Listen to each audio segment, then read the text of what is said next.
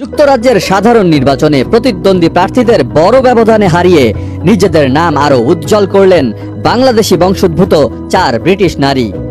MP নির্বাচিত হলেন tulip Siddique, রূপা হক, আফসানা বেগম ও রুশনারা আলী।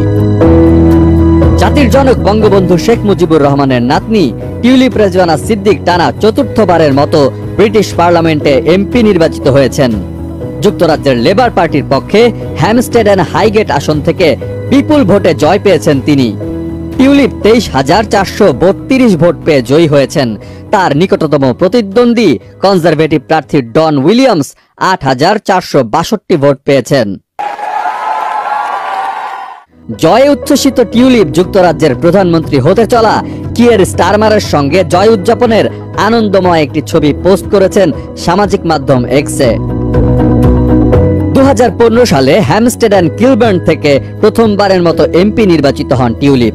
এরপর 2017 ও 2019 সালেও একই আসন থেকে জয়লাভ করেন তিনি।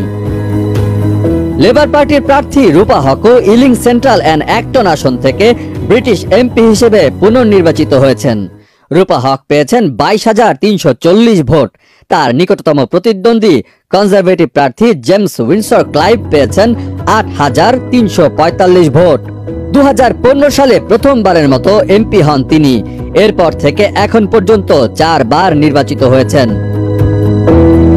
পপলার এন্ড লাইম হাউসে এমপি হয়েছেন লেবার প্রার্থী আফসানা বেগম।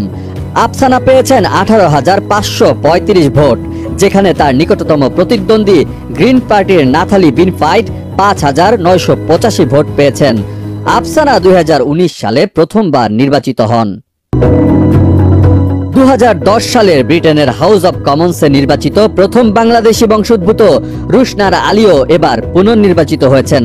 তবে নিকটতম প্রতিদ্বন্দ্বীর সঙ্গে এবার তার জয়ের ব্যবধান কিছুটা কম।